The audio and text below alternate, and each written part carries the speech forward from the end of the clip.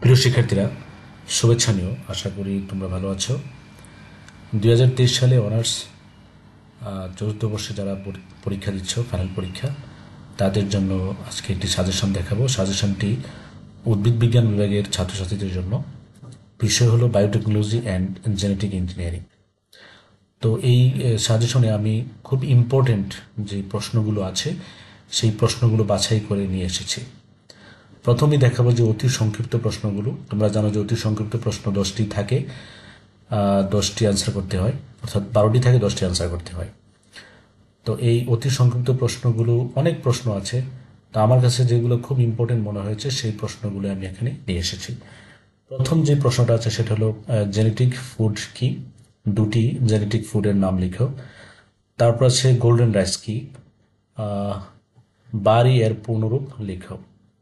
জিন ব্যাংকের সংজ্ঞা দাও। তারপরে আছে ভেক্টরের সংজ্ঞা দাও। খুব ইম্পর্টেন্ট প্রশ্ন। রিকম্বিনেন্ট ডিএনএ প্রযুক্তি বলতে কি বোঝো, এটা খুব ইম্পর্টেন্ট, এটা দ্বিতীয় অধ্যায় থেকে। তারপর আছে ট্রান্সজেনিক উদ্ভিদ কি, টার্গেট জিন কি, আরেকটা আছে আইসিজিইবি এর পূর্ণরূপ লেখো। পূর্ণরূপ থেকে প্রশ্ন আসে, যেমন আরেকটা আছে আরএফএলপি এর পূর্ণরূপ লেখো। ডিএনএ ফিঙ্গারপ্রিন্টিং কি, ডিএনএ ফিঙ্গারপ্রিন্ট বলতে কি বোঝায়। আরেকটা আছে ডিএনএ সিকোয়েন্সিং বলতে কি বুঝো। দুইটা প্রশ্ন ইম্পর্টেন্ট। দুটি মলিকুলার মার্কারের নাম লিখো। তারপর আছে কালচার মিডিয়ামের সংজ্ঞা দাও। এটা খুব ইম্পর্টেন্ট একটা প্রশ্ন। কালচার মিডিয়াম, ক্যালাস কি। তারপর আছে এক্সপ্লান্ট কি, এটা টিস্যু কালচারের যে অধ্যায়টা আছে সেখান থেকে। সোমাটিক এমব্রায়োর সংজ্ঞা দাও, টিস্যু কালচার থেকে। দুটি সাইটোকাইনিনের নাম লিখো। রিকেলসিট্রেন্ট সিড বলতে কি বোঝায়। তারপর আছে মাইক্রো প্রোপাগেশন কি, এগুলো সব টিস্যু কালচারের যে অধ্যায়টা আছে সেখান থেকে। তারপর আছে ইন্টারফেরনের সংজ্ঞা দাও। তারপর আছে অর্গানোজেনেসিস বলতে কি বোঝো। সুমাক্লোনাল ভেরিয়েশন কি, খুব ইম্পর্টেন্ট একটা প্রশ্ন। সুমাক্লোনাল ভেরিয়েশন কি। বিসিএসআই এর পূর্ণরূপ লেখো। বায়োগ্যাসের দুটি উপাদানের নাম লিখো।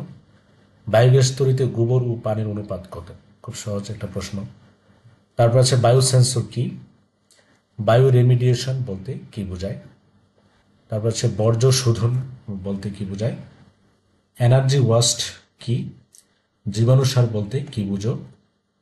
তারপর আছে কয়েকটি জীবাণু সারের নাম লিখো। সবুজ সার কাকে বলে। তারপর আছে একক কোষ প্রোটিনের সংজ্ঞা দাও। এবং আরেকটা প্রশ্ন, জীব নিরাপত্তা বলতে কি বুঝো। এটা একদম শেষের যে চ্যাপ্টারটা আছে সেটা জীব নিরাপত্তার। তারপরে ডব্লিউআইপিইউ এর পূর্ণরূপ লেখো। তারপর আছে আইপিআর এর পূর্ণরূপ লেখো। গ্রন্থ সত্য বা কপিরাইট কি, ইম্পর্টেন্ট প্রশ্ন। এবং ট্রেডমার্ক কি, এটাও খুব ইম্পর্টেন্ট প্রশ্ন। তো এই ছিল 40টা প্রশ্ন, সেটা হলো অতি সংক্ষিপ্ত। তো এই প্রশ্নগুলো খুব ইম্পর্টেন্ট বলে আমি এখানে দিয়েছি। তারপর যে সংক্ষিপ্ত এবং রচনামূলক, তোমরা জানো যে সংক্ষিপ্ত প্রশ্নের সর্বোচ্চ নম্বর থেকে 5টা প্রশ্ন আনসার করতে হয়, 4×5 = 20, এবং রচনামূলক 10 নম্বর করে 5টা প্রশ্ন আনসার করতে হয় 50 নম্বরে। তো এইটার জন্য তোমরা যেই প্রশ্নগুলো পড়তে পারো, যেমন জৈব প্রযুক্তির পরিসর লিখো। জিএমও ফুডের সুবিধা এবং অসুবিধা সমূহ লেখো। তারপর হচ্ছে বাংলাদেশের জৈব প্রযুক্তির সম্ভাবনা এবং প্রয়োগ লিখো। রিকম্বিনেন্ট ডিএনএ প্রযুক্তিতে ব্যবহৃত এনজাইম সমূহের নাম লিখো। রিকম্বিনেন্ট ডিএনএ প্রযুক্তিতে যেসব এনজাইমগুলো ব্যবহার করা হয়। জিন ক্লোনিং এর ভাগ সম্পর্কে লিখো। রিকম্বিনেন্ট ডিএনএ প্রযুক্তির ধাপ সমূহ বর্ণনা করো। খুব ইম্পর্টেন্ট প্রশ্ন। মলিকুলার মার্কার কি, মলিকুলার মার্কারের কাজ উল্লেখ করো। পিসিআর এর সুবিধা এবং অসুবিধা লিখো। পিসিআর এর পূর্ণরূপ আসতে পারে, যে পিসিআর পূর্ণরূপ কি, ছোট প্রশ্ন হিসাবে। পিসিআর এর গুরুত্বপূর্ণ প্রয়োগ লেখো। পিসিআর পদ্ধতির বিভিন্ন ধাপসমূহ বর্ণনা করো। তারপর আছে টিস্যু কালচার বলতে কি বুঝো। টিস্যু কালচার পদ্ধতির ধাপসমূহ বর্ণনা করো। বাংলাদেশে উদ্ভিদ টিস্যু কালচারের গুরুত্ব বর্ণনা করো। এটা টিস্যু কালচার যে অধ্যায়টা আছে সেখান থেকে।